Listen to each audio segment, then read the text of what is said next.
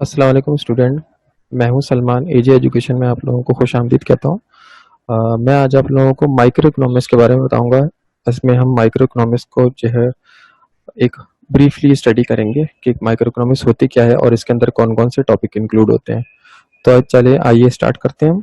Economics की जब हम बात करते हैं तो economics is a social science concerned with the production, distribution, and consumption of goods and services. It studies how individual businesses, governments, and nations make choices on allocating sources to satisfy their wants and needs. इसका मतलब ये है कि economics एक ऐसी social need है या एक ऐसी सोशल साइंस है कि जिसकी मदद से हम जो है वो अपनी प्रोडक्शन को, डिस्ट्रीब्यूशन को और गुड्स एंड सर्विसेज की जो है वो कंजम्पशन को हम देख सकते हैं। यानी अगर मैं कहूँ कि मैं अपने रिसोर्सेज के मुताबिक जो है वो किस तरह से ख़र्चा कर रहा हूँ, तो मुझे रिसोर्सेज के मुताबिक मैं जो है वो क्या कर रहा हूँ, खर्चे कर रहा हूँ। इसी तरह एक कंट्री जो है वो अपने रिसोर्सेज के मुताबिक जो है वो प्रोडक्शन करती है, डिस्ट्रीब्यूशन और कंजम्पशन करती है। अब इसी तरह इकोनॉमिक्स को इस तरह भी डिफ़ाइन किया जा सकता है कि ये एक स्टडी है कि how people use their resources and respond to incentives or the study of decision making. इसका मतलब ये हुआ कि हर इंसान जो है वो अपने रिसोर्सेज को इस्तेमाल करते हुए जो है वो डिसीजन मेकिंग कर रहा होता है कि वो कितना जो है वो कोई चीज़ बाय करे, कितना अपने ऊपर खर्च करे। उसके पास लिमिटेड रिसोर्सेज होते हैं, जबकि उसकी जो है वो वांट्स एंड नीड्स जो है वो अनलिमिटेड होती हैं। तो उसको किस तरह से वो सेटिस्फाई करता है, उसके लिए वो इकोनॉमिक्स को स्टडी करता है। स्कोप की जब हम बात करते हैं, इकोनॉमिक्स जो है वो इकोनॉमिस्ट जो है वो उनके पास जो है बहुत सी जॉब्स होती हैं। फॉर एग्जांपल कि वो प्रोफेसर, गवर्नमेंट एडवाइज़र्स बन सकते हैं, कंसल्टेंट्स बन सकते हैं, प्राइवेट सेक्टर में जो है वो एम्प्लॉयज़ के तौर पर काम कर सकते हैं। पब्लिक पॉलिसीज़ जो हैं वो भी इकोनॉमिक्स के मुताबिक ही बनाई जाती हैं। टाइप्स की जब हम बात करते हैं या क्लासिफिकेशन की बात करते हैं, तो economics study is generally broken down into two categories, micro economics and macro economics.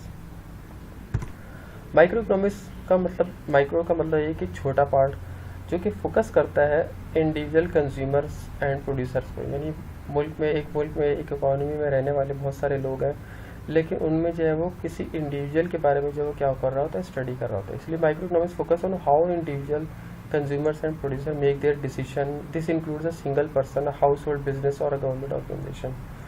यानी एक जो है वो माइक्रो लेवल पे जो है वो मीन्स के छोटे लेवल पे इकोनॉमी को स्टडी किया जा रहा होता है। It ranges from how this individuals trade with one another to how prices are affected by the supply and demand of goods. Macro economics की जब हम बात करते हैं तो मैक्रो का मतलब होता है कि ओवरऑल। यानी हम इकोनॉमिक्स मैक्रो इकोनॉमिक्स का मतलब ये हुआ कि ओवरऑल जो है वो हम इकोनॉमी को स्टडी कर रहे हैं, जिसके अंदर इकोनॉमी के सारे डिसीजन आ जाते हैं। इसमें इंक्लूड होता है distinct geographical region, a country, continent or even the whole world. Topics studies include government, physical and monetary policy, unemployment rates, growth rate reflected by change in the gross domestic production. यानी एक मुल्क की जो है वो economy जो है वो इन डिसीजन पे जो है वो बेस कर रही होती है, और हर कंट्री का अपना पब्लिक पॉलिसी होती है, अपनी जो है मॉनेटरी पॉलिसी होती है, अनएम्प्लॉयमेंट रेट को वो देखती है। इन सब चीज़ों को स्टडी जो किया जाता है वो मैक्रो इकोनॉमिक्स में किया जा रहा होता है। फिर आ जाता है आपके पास लेबर और ट्रेड। तो building of blocks of economics are the studies of labour and trade. Since there are many possible application of human labour and many different ways to acquire resources, it is difficult to determine which methods yield the best result. यानी economics जो है वो उसकी मदद से जो है वो हम ये कह लें कि economics of labour and trade, यानी कि लेबर के ज़रिए से ही जो है वो ट्रेड की जा रही होती है, और ये क्या करते हैं, एक इकोनॉमी जो है वो बिल्ड होती है अपने लेबर से या अपने पीपल से जो उसके लिए काम कर रहे होते हैं। लोगों को बता चुका हूँ कि इकोनॉमिक्स क्या है। इकोनॉमिक्स जो है वो उसको दो हिस्सों में डिवाइड किया जाता है, माइक्रो इकोनॉमिक्स और मैक्रो इकोनॉमिक्स। आज हम पढ़ेंगे माइक्रो इकोनॉमिक्स के बारे में।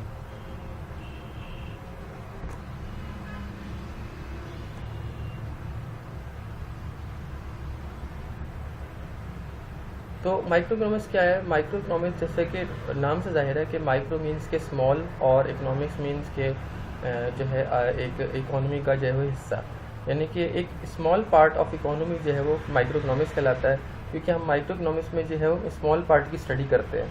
जैसे कि इसमें लिखा है कि micro economics deal with individual units of an economy, यानी पूरी कंट्री की इकोनॉमी में जो है हम एक किसी इंडिविजुअल कंज्यूमर की या इंडिविजुअल फर्म को या स्मॉल ग्रुप ऑफ इंडस्ट्री को स्टडी करते हैं, तो ये हमारी जो है माइक्रो इकोनॉमिक्स कहलाती है। इसके अलावा कि माइक्रो इकोनॉमिक्स रेंज करती है कि how these individuals trade with an other to how prices are affected by supply and demand of goods. और इंडिविजुअल जो हम स्टडी करते हैं कि कंज्यूमर, फॉर एग्जांपल हम इंडिविजुअल कंज्यूमर के बारे में जो स्टडी करते हैं तो हम ये देखते हैं कि इंडिविजुअल कंज्यूमर के ऊपर जो है वो उसकी ट्रेड के ऊपर, उसके बिजनेस के ऊपर जो है वो उसकी प्राइजेस का, मार्केट में प्राइजेस का, डिमांड का और सप्लाई का क्या फ़र्क पड़ता है, असर पड़ता है, या ये कह लें कि जो है वो किस तरह से प्राइजेस चेंज होती हैं मार्केट में डिमांड और सप्लाई के मुताबिक।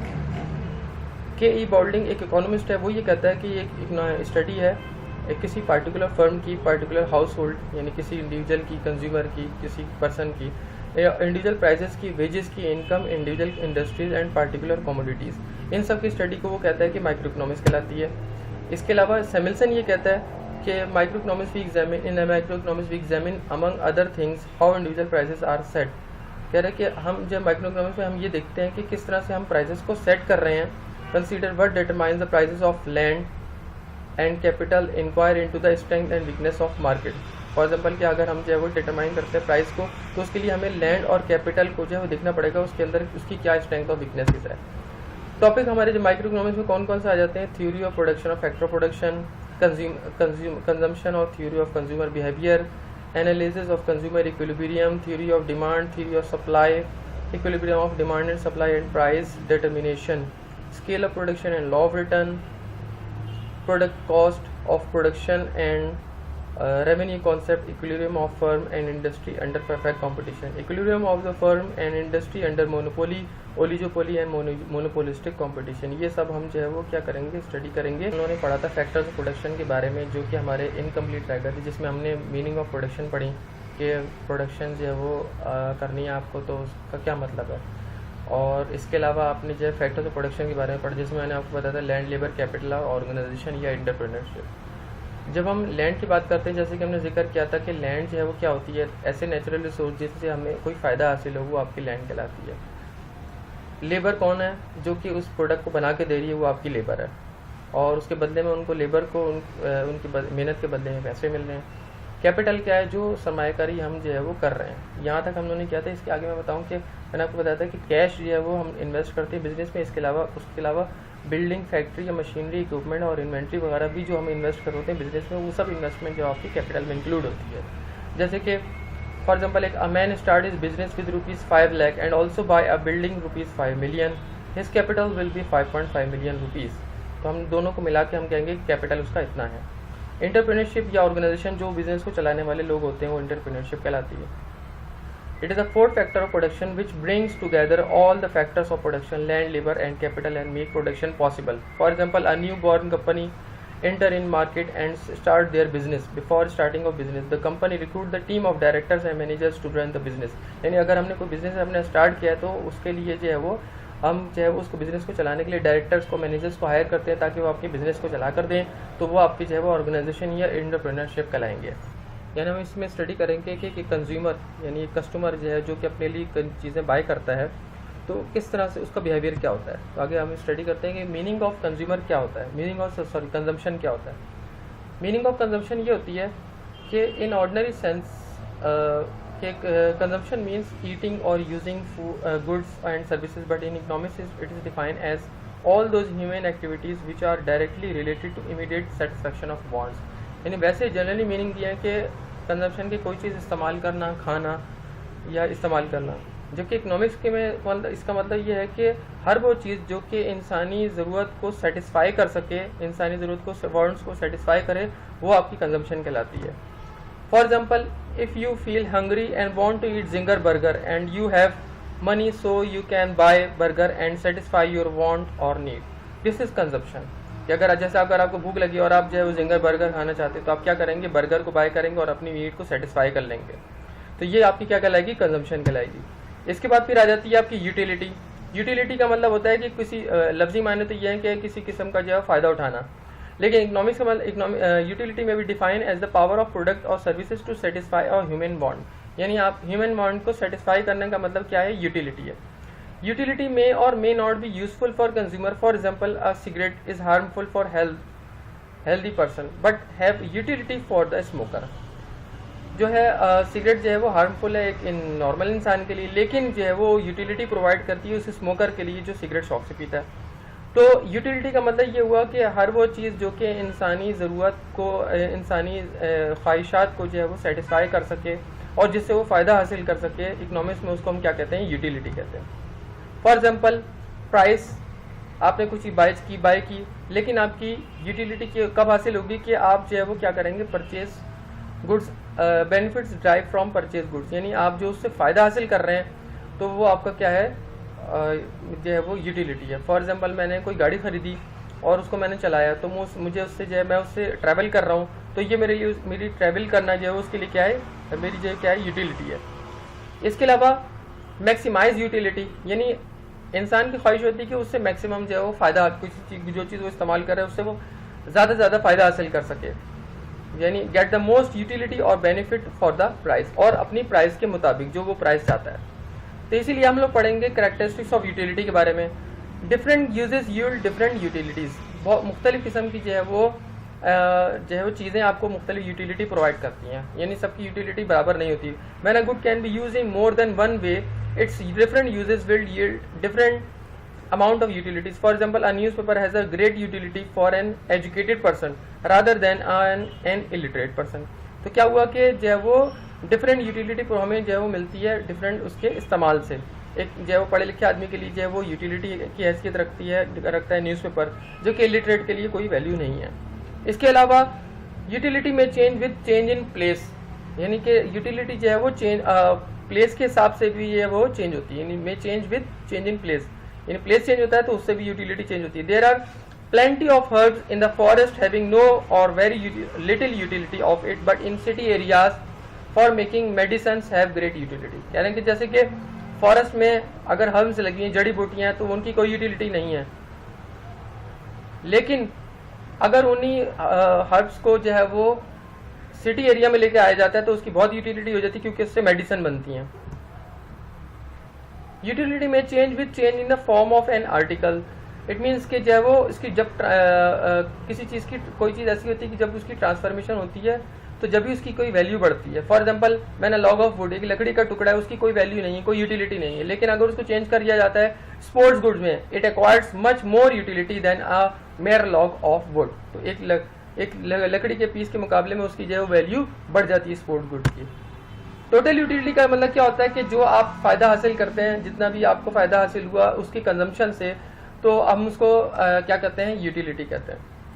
अब आ जाती है मार्जिनल यूटिलिटी। मार्जिनल यूटिलिटी का मतलब होता है कि increment to your utility is called marginal utility. For example when you eat an additional of ice cream you will get some additional satisfaction और यूटिलिटी, यानी हम एक आइसक्रीम खाएंगे तो हम उससे यूटिलिटी हासिल होगी, अगर हम उससे दूसरा खाएंगे तो इससे हमें और यूटिलिटी हासिल होगी, लेकिन पहले के मुकाबले में कम हासिल। आज हम पढ़ेंगे रिमेनिंग लेक्चर 5 के बारे में, जो हम लोगों ने पिछले पढ़ा था, कि जिसमें हम जो है कंज्यूमर थ्योरी और कंज्यूमर बिहेवियर के बारे में स्टडी की थी, लेकिन ये हमारा लेक्चर कंप्लीट नहीं हो सका था। आज हम जो है वो रिमेनिंग उसका लेक्चर स्टडी करेंगे। इससे पहले मैं आप लोगों से रिक्वेस्ट करूँगा कि मेरे जो है वो चैनल को आप लोग सब्सक्राइब करें और लाइक करें और शेयर करिए। तो हम लोगों ने पढ़ा था यहाँ तक, टोटल यूटिलिटी तक। आज हम पढ़ेंगे मार्जिनल यूटिलिटी के बारे में। मार्जिनल यूटिलिटी का मतलब होता है कि एक चीज़ आप यूज़ कर रहे हैं तो उसी के इस्तेमाल में जो आप दूसरी चीज़ इस्तेमाल कर, वही चीज़ आप जो है वो नेक्स्ट जब अगेन आप उसको इस्तेमाल कर रहे हैं, तो उससे जो आपको जो फ़ायदा हासिल हो रहा है, जो एडिशनल बेनिफिट हासिल हो रहा है, उसको मार्जिनल यूटिलिटी कहते हैं। वो अलग बात है कि वो मार्जिनल यूटिलिटी जो है वो क्या होती चली जाएगी, डिक्रीज होती चली जाएगी, जो कि law of diminishing marginal utility आपको आगे जाके बताएगा। लेकिन मार्जिनल यूटिलिटी का मतलब ये होता है कि पहले के मुकाबले में अगले यूनिट में जो आपको एडिशनल यूनिट में जो आपको फ़ायदा हासिल हो रहा है, उसको हम मार्जिनल यूटिलिटी कहते हैं। अब law of diminishing marginal utility जो है वो इसी जो है वो यूटिलिटी के बारे में बात करता है, इसी मार्जिनल यूटिलिटी के बारे में बात करता है। ये लॉ ये कहता है कि कोई चीज़ आप जो है इस्तेमाल करते हैं तो उसके इस्तेमाल करने के बाद जो है आप उसकी, आपके नज़दीक उसकी वैल्यू जो है वो कम होने लगती है अगर आप उसको कंटिन्यू इस्तेमाल करते हैं। यानी हर नेक्स्ट आने वाला जो है वो यूनिट आपको जो है पहले के मुकाबले में जो है वो कम फ़ायदा देता है। फ़ायदा तो देता है, यानी मार्जिनल यूटिलिटी तो हम लोग को मिलती है, लेकिन वो डिक्लाइनिंग रेट से मिलती है। इसलिए कह रहे हैं कि this law state that the amount of extra or marginal utility decline as a person consume more and more of a good but other things remain the same. लेकिन उसके लिए शर्त है कि other things remain the same, यानी कि जैसे test, fashion वगैरह जो है वो कंज्यूमर का चेंज नहीं होना चाहिए, टाइम चेंज नहीं होना चाहिए, क्वांटिटी चेंज नहीं होनी चाहिए। उसके बारे में हम आगे पढ़ेंगे। अच्छा एग्जांपल क्या है कि फॉर एग्जांपल एक पर्सन जो है वो बनाना इस्तेमाल करता है, बनाना जो है वो यूज़ खाता है, तो उसको जो है फॉर एग्जांपल की 12 यूटिल्स हासिल होते हैं। मार्जिनल यूटिलिटी क्या है इसकी, 12 यूटिल्स उसको हासिल होते हैं। सेकंड में उसको 9 हासिल होते हैं, यानी दूसरे में भी उसको यूटिलिटी यानी फ़ायदा हासिल हुआ लेकिन कम रेट से हुआ, यानी डिक्लाइन हो रहा है। 12 के मुकाबले में 9 जो है वो क्या हो रहा है, कम हो रहा है आपको, यानी डिक्लाइन हो रहा है दूसरे यूनिट में। तीसरे यूनिट में आपको जो है वो कम और कम होता जा रहा है, 3 कम होता है, यानी 3 का जो है वो गैप आता जा रहा है, 3 यूनिट से वो क्या डिक्रीज होता चल जा रहा है। इसी तरह फिर 3 हो गया, फिर 0 हो गया, फिर -3 में जाना शुरू हो गया। जबकि टोटल यूटिलिटी आपकी बढ़ती चली जा रही है, जैसे 12 है, 12 + 9 तो 21 हो गया, 21 + 6 27 हो गया, 27 + 3 आपके 30 हो गया, और 30 + 0 तो 30 ही रहेंगे, और 30 - 3 तो 27। तो इट मीन्स कि कंज्यूमर को यहाँ पे जो है वो 4th यूनिट पे ही स्टॉप कर देना चाहिए, क्योंकि यहाँ पे उसकी मैक्सिमम यूटिलिटी उसको हासिल हो गई है और उसकी मार्जिनल यूटिलिटी जो है वो उसकी अब कम होना शुरू हो गई है। तो अब उसको जो है वो इससे अब यहाँ पे जो है वो स्टॉप कर देना चाहिए। आगे हम डायग्राम से समझते हैं कि जैसे मैंने बताया कि 1 पहले जो है वो बनाना पे जो है वो उसको 12 यूटिलिटी हासिल हुआ, दूसरे पे उसको जो है वो 9 हुआ, तीसरे पे उसको 6 हुआ, 4th पे उसको 3 हुआ, और 5 पे जो है वो 0 हो गया, और 6 पे जो है वो -3 चले गया। तो ये डिक्लाइन हो रहा है, नीचे आपको जाता हुआ दिखाई दे रहा है मार्जिनल यूटिलिटी कर्व। तो मार्जिनल यूटिलिटी कर्व की क्वालिटी ही यही है कि वो इस लॉ के मुताबिक, law of diminishing marginal utility के मुताबिक मार्जिनल यूटिलिटी कर्व जो है वो आपका डाउनवर्ड की तरफ जा रहा होता है, डाउनवर्ड जा रहा होता है। एक्सेप्शंस या लिमिटेशंस कह सकते हैं कि या क्या होती हैं कि जिन पे ये अप्लाई होता ही नहीं है, या ये कह लें कि जो उसकी लिमिटेशंस होती हैं, कि जैसे रेयर ऑब्जेक्ट्स और hobby goods.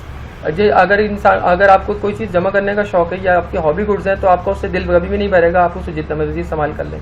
Number 2, intoxicants means के अगर कोई नशे का आदी है तो उसका वाइन से या हीरोइन से जो जिस चीज़ के नशे का आदी है तो उससे उसका दिल नहीं भरेगा, बल्कि उसको वो ज़्यादा इस्तेमाल करता जाएगा। इसी तरह lust of power, love of money, eagerness of display, यानी किसी इंसान को अगर आप खुद को शो करने का शौक है, या उसको पैसे से मोहब्बत है, या उसको पावर चाहिए यानी इक़्तिदार चाहिए, तो वो उसका कभी उससे दिल नहीं भरेगा, बल्कि जब वो अगर उसको सीट मिल जाएगी तो दोबारा मुझे सीट लेने की कोशिश करेगा। अजम्पशंस या कंडीशन ऑफ द लॉ, ये तो हम लोगों ने पढ़े कि जो एक्सेप्शन होती हैं, यानी जो जिन पे ये लॉ अप्लाई होता नहीं है। अभी आ जाती है अजम्पशन या condition of the law. It means के इनमें जो है वो ये लॉ अप्लाई करने के लिए, इस law of diminishing marginal utility को अप्लाई करने के लिए ये अजम्पशंस होनी चाहिए, जिसमें कि all the units of the given goods must be identical in quantity and quality, यानी जो आप कंज्यूमर जो चीज़ इस्तेमाल कर रहा है, जैसे मैंने बताया कि वो कंटिन्यूस इस्तेमाल कर रहा है तभी तो ये लॉ अप्लाई होगा, कंटिन्यूस इस्तेमाल कर रहा है तभी उसकी मार्जिनल यूटिलिटी जो है वो डिक्रीज होती चली जाएगी। इसके अलावा taste, habit, custom, fashion, income of consumer should remain unchange. इसके अलावा कंज्यूमर का जो है वो टेस्ट, फैशन जो है वो मार्केट में फैशन चेंज नहीं होना चाहिए, हैबिट चेंज नहीं होनी चाहिए। इसके अलावा units of goods should be consumed in succession at a one particular period, एक ही टाइम पीरियड में उसका इस्तेमाल होना चाहिए। ऐसा ना हो कि एक वक्त इस्तेमाल करो दूसरे वक्त को इस्तेमाल ना कर रहा हो। उसको स्टार्ट करेंगे थ्योरी ऑफ डिमांड के बारे में। थ्योरी ऑफ डिमांड के बारे में बताते चल रहा हूँ कि डिमांड, सबसे पहले तो हम ये समझ लें कि डिमांड होती क्या है। इकोनॉमिक्स के अंदर डिमांड हर उस चीज़ को कहते हैं जिसकी आपको ज़रूरत होती है, प्लस आप उसको जो है वो बाय करना चाहते हैं, ठीक है।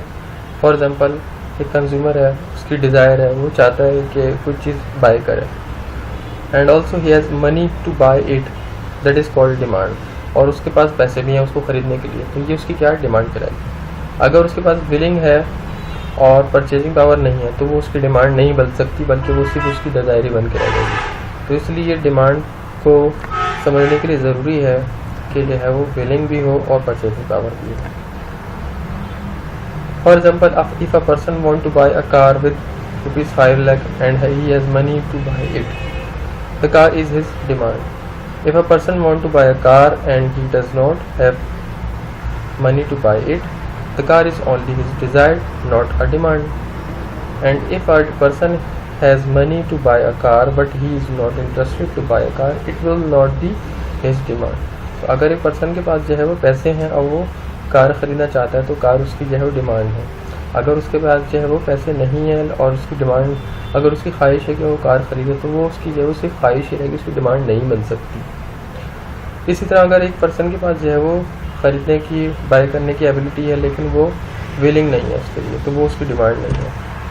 और इसी तरह change in demand versus change in quantity demand, हमारे पास सामने दो चीज़ आ जाती हैं, चेंज इन डिमांड और change in quantity demand. Change in demand किसको कहते हैं कि प्रोडक्ट की डिमांड तो आपने समझ ली कि जो कि लोग इसको ख़रीदना चाहते हैं तो वो डिमांड है और उनके पास उसकी एबिलिटी भी है। अब अगर मार्केट में कोई चीज़ सेल हो रही है तो उसकी जो है डिमांड है मार्केट में, और ज़रूरी नहीं है कि वो किसी भी रीज़न की वजह से जो है उसकी मार्केट में डिमांड है तो उस डिमांड के अंदर जो है वो चेंज आ जाता है किसी रीज़न की वजह से, तो इसको हम क्या कहते हैं चेंज इन डिमांड। और चेंज इन क्वांटिटी डिमांड ये कहता है कि मार्केट में प्रोडक्ट की डिमांड में चेंज आना उसकी प्राइसेस की वजह से सिर्फ, अगर सिर्फ प्राइस की वजह से चेंज आ रहा है तो ऐसा डिमांड जो है वो क्या ऐसी डिमांड जो है चेंज इन डिमांड क्या कहलाएगी, चेंज इन क्वांटिटी डिमांड। तो ये डिफरेंस है चेंज इन डिमांड और चेंज इन क्वांटिटी के अंदर। अब मैं आप लोगों के सामने बताऊंगा कि लॉ ऑफ डिमांड क्या होता है, या जिसको कहते हैं theory of demand. Law of demand ये कहते हैं, यानी लॉ यानी कानून है डिमांड का, वो ये कहता है कि अगर प्राइस के अंदर कोई चेंज आती है तो उसकी क्वांटिटी डिमांड में भी कोई चेंज आ सकता है। For example, if the price of a good falls तो quantity demand increases and decreases with a rise in price but other factors remaining the same. यानी अगर प्राइस किसी प्रोडक्ट की प्राइस में जो है वो कमी आ जाती है तो उसकी डिमांड जो है वो इंक्रीज होने लगती है, और अगर प्राइस में कमी आती है तो प्राइस में कमी, उसमें डिमांड में कमी आती है तो वो प्राइस के इंक्रीज होने की वजह से आती है। Other factor remaining the same का मतलब ये कि इसके अलावा दूसरे फैक्टर यानी प्राइस के अलावा दूसरे फैक्टर उसके असरअंदाज ना हो। और वो कौन से हैं other factor remaining the same, हम आगे पढ़ेंगे। डिमांड शेड्यूल ये कहता है कि अगर एक चीज प्रोडक्ट की जो है वो प्राइस है 5 प्राइस है और उसकी क्वांटिटी डिमांड कितनी है 100 है। इसी तरह अगर वो क्या हो जाती है कम हो जाती है 5 से 4 हो जाती है प्राइस, तो उसकी डिमांड बढ़ती चली जा रही है। 4 से 3 हो रही है तो ये 300 हो गई, 3 से 2 हो रही है तो 400 हो गई, इसी तरह 2 से 1 हो रही है तो ये 500 हो गई। इस तरह से प्राइस कम होती चली जा रही है और डिमांड जो है वो इंक्रीज होती चली जा रही है। प्राइस डिक्रीज होती चली जा रही है, डिमांड इंक्रीज होती चली जा रही है। तो इट मीन्स के law of demand says that there is a inverse relation between price and quantity demand। ये आपके सामने कर्व है, इसमें आप देख रहे हैं यहाँ पे एक्स एक्सिस पे आपके यहाँ पे एक्स एक्सिस में जो क्वांटिटी डिमांड गिवन है, इसी डायग्राम शेड्यूल की जो उन्होंने पढ़ा यहाँ पे जो है उसकी प्राइसेस गिवन है। फॉर एग्जांपल प्राइसेस जब 5 थी तो वो 100 क्वांटिटी थी, इसी तरह 4 थी तो ये 200 क्वांटिटी थी। इस तरह से ये डिक्रीज होती चली जा रही है और ये इंक्रीज होती चली जा रही है। तो इस तरह से आपके सामने एक कर्व बन जाएगा, प्लेन कर्व, जिसको हम कहेंगे डिमांड कर्व, और ये डिमांड कर्व जो है वो डाउनवर्ड पोजीशन में जा रहा होगा। अच्छा, अजम्पशंस कौन सी होती है? वह कह रहा था कि other factor remaining the same, वो यही है अजम्पशन या लिमिटेशन कि income of the consumer must not change, consumer की इनकम जो है चेंज नहीं होनी चाहिए। इसके अलावा कंज्यूमर का taste, choice, fashion must remain the same. अगर कंज्यूमर का टेस्ट चेंज हो जाता है, चॉइस चेंज हो जाती है, फैशन चले जाता है तो वो प्रोडक्ट जितनी भी सस्ती सेल हो जाए तो लोग उसको बाय नहीं करेंगे, तो मीन्स के लॉ डिमांड यहाँ पे अप्लाई नहीं होगा। इसी तरह price of related goods must not change, price जो है वो भी चेंज नहीं होनी चाहिए। रिलेटेड गुड मीन्स कि उसकी जो सब्स्टिट्यूट गुड है उससे जैसे प्रोडक्ट की प्राइस भी सेम चेंज नहीं होनी चाहिए। फिर आ जाता है quantity of population must not change, quantity of population भी चेंज नहीं होना चाहिए। आज तक के लिए हम इतना रखते हैं, बाकी नेक्स्ट लेसन में हम करेंगे। नेक्स्ट लेसन तक के लिए इजाज़त दीजिए। अल्लाह हाफ़िज़, और हमारे चैनल को सब्सक्राइब करें, लाइक करें और शेयर करें। टॉपिक है हमारा कि what is indifference curve. Indifference curve कहते किसको हैं? देखिए, the nature of consumer is that he boys different combination of 2 commodities, food and clothing at a given set of prices. For each combination of 2 goods, consumer prefer one two another. We join each combination that make difference curve। Indifference curve क्या होता है? जो कि consumer के different combination को show करता है, जो कि वो बनाता है 2 चीज़ों को ख़रीदते हुए। यानी एक कंज्यूमर जो है वो 2 चीज़ें एक साथ ख़रीद रहा होगा या बारी बारी ख़रीद रहा होगा, तो वो उसका जो बिहेवियर है और उन दोनों प्रोडक्ट का जो बिहेवियर है, जो कॉम्बिनेशन बनता है, उसको हम क्या कहते हैं? Indifference curve. उसका कॉम्बिनेशन किस तरह से बनता है? वो एक चीज़ खरीद रहा है, बाय कर रहा है, दूसरी चीज़ भी बाय कर रहा है, जैसे कि फूड भी खरीद रहा है और क्लॉथ भी खरीद रहा है। डिफरेंट प्राइसेस पर खरीद रहा है और अपने बजट के मुताबिक बाय कर रहा है। तो उसके जो डिफरेंट कॉम्बिनेशन बनते हैं 2 प्रोडक्ट को ख़रीदते हुए, उन सारे पॉइंट को जब हम मिलाते हैं तो हमारा इंडिफरेंस कर्व बन जाता है। जो कि मैं आपको अभी डायग्राम में समझाऊंगा। एग्जाम्पल है, जैसे फॉर एग्जाम्पल एक consumer buy 1 unit of food 1 and 6 units of food 2। दो किस्म की फूड है, फूड 1 और फूड 2। 1 यूनिट बाय करता है फूड 1 का एंड 6 यूनिट बाय करता है फूड 2 के। Consumer make a combination that shows the consumption and satisfaction of consumer. अच्छा, ये बिहेवियर जो कंज्यूमर का है, ये जो इसके जो कॉम्बिनेशन बनते हैं वो क्या शो करते हैं, consumption and satisfaction of a consumer.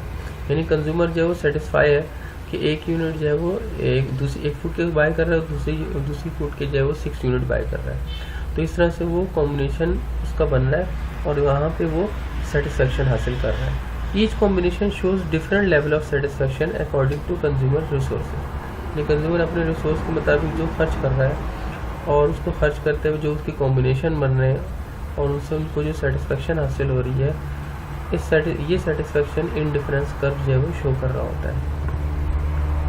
अब आ जाता है marginal rate of substitution. Marginal rate of substitution क्या होता है, जब इंडिफरेंस कर्व बनता है तो जो डाउनवर्ड नीचे की तरफ जो पोजीशन में वो आ रहा होता है, तो ये मार्जिनल रेट ऑफ सब्स्टिट्यूशन की वजह से होता है। मार्जिनल रेट ऑफ सब्स्टिट्यूशन का मतलब ये होता है कि downward position of indifference curve, the downward position of indifference curve shows the decreasing in Y axis community and increasing in X axis community. For example हमारे पास दो एक्सिस है, एक्स एक्सिस और वाई एक्सिस। दोनों axis पे हमारी community है या गुड्स हैं, तो एक एक्स एक्सिस जो है वो इंक्रीज होती चली जा रही है, वाई एक्सिस जो है वो डिक्रीज होती चली जा रही है। यानी वाई एक्सिस की तरफ से कंज्यूमर जो है वो लेफ्ट कर रहा है और एक्स एक्सिस की प्रोडक्ट को जो है वो बाय करता जा रहा है। It means at each combination consumer left x axis community and consume more community of x axis community. जैसे कि गुड एक्स 1 बाय कर रहा है, तो ये देखिए जैसे आपके सामने 1 बाय कर रहा है, गुड बाय जो 9 बाय कर रहा है। जैसे उसने 1 इस एक बढ़ाया 2 पे आ गया, यानी इसको 2 बाय करने लगा गुड एक्स को, तो वाई को जो है उसने 6 कर दिया, यानी 3 उसने लेफ्ट कर दिया। अब ये रेशियो हम लोग इस तरह से शो करेंगे, जिसको हम मार्जिनल रेट ऑफ सब्स्टिट्यूशन कहते हैं। जैसे ये 0 है, शुरू में स्टार्टिंग में तो कुछ नहीं है, 1 से 2 हुआ तो 1 का फ़र्क आया, और 9 से 6 हुआ तो ये 3 का फ़र्क आया, और ये दोनों आपस में क्या है, रेशियो के तौर पर शो हो रहे हैं। 0 से 1 हो गया, ये 0 से 3 हो गया। अब ये 3 से 2 से 3 हो गया, और ये 6 से 4 हो गया, 2 लेफ्ट हो गए। तो यहाँ से जो है इसने फिर 1 का इजाफा कर दिया और यहाँ पे 2 की कमी हुई है, तो ये 3 से 2 पे आ गया। तो अब रेशियो पहले 1:3 था, अब ये रेशियो 1:2 है।